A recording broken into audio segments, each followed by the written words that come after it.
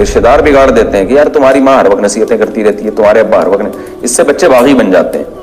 تو اس لیے بچی کو چاہیے اپنی اماں کی بات سنا کرے. کیا محبت کرنا جائز ہے؟ محبت کرنا صحیح ہے یا نہیں؟ اگر محبت ہو جائے تو اس کا کیا حل ہے؟ نور خالق انڈیا سے، پتہ نہیں کس سے محبت کی بات کرنے ہیں آپ نے مبہم رکھا ہے. وہ دیکھو، اللہ سے محبت کرنا فرض ہے، ماں باپ سے محبت کرنا فرض ہے، بہن بھائیوں سے محبت کرنا فرض ہے، بیوی سے محبت کرنا فرض ہے، اولاد سے محبت کرنا فرض ہے، علماء سے بزرگوں سے محبت کرنا فرض، اپنے ٹیچروں سے ٹیچر والی محبت کرنا فرض.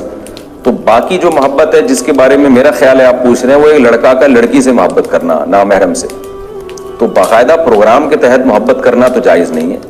جیسے ہم اللہ سے محبت کرتے ہیں نیت کر کے نا، کہ میں ذکر کر رہا ہوں تاکہ میرے دل میں اللہ کی محبت پیدا ہو، میں علماء کے بیان سن رہا ہوں تاکہ میرے دل میں اللہ کی محبت پیدا ہو، میں قرآن کی تلاوت کر رہا ہوں تاکہ میرے دل میں اللہ کی محبت پیدا ہو. تو علماء کی، بزرگوں کی، اللہ والوں کی، والدین کی یہ محبت تو باقاعدہ پروگرام کے تحت پیدا کرنا لازم ہے نیت کر کے.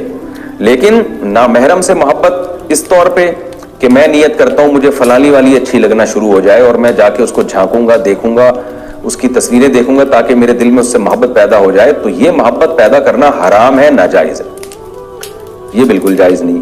ہاں کسی وجہ سے محبت پیدا ہو گئی، کہیں نظر پڑ گئی یا کوئی بات چیت ہو گئی یا کسی نے کسی کے بارے میں بتایا آپ کو کہ ایسی ہے، یہ عادات ہیں، آپ کے دل میں اس کے دل یہ نرم جذبات پیدا ہو گئے، محبت پیدا ہو گئی، تو اس کا شریعت نے حل رکھا ہے کہ بھائی نکاح کا پیغام بھیجو.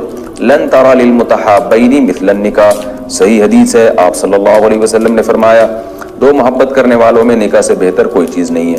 تو نکاح کا پیغام بھیج دینا چاہیے. اگر وہ پیغام قبول ہو جائے، نکاح کر لیں، پھر ٹوٹ کے محبت کریں اپنی بیوی سے، بہت ثواب ملے گا. لیکن اگر وہاں انکار ہو گیا، کوئی صورت نہیں بن رہی، تو پھر اس سے دل ہٹانا واجب ہے، پھر اس کو دیکھنا، اس کے بارے میں سوچنا، یہ حرام ہے، کبیرہ گناہ کا ذریعہ بنتی ہیں یہ سب چیزیں، تو وہاں سے پھر دماغ نکالنا واجب ہے.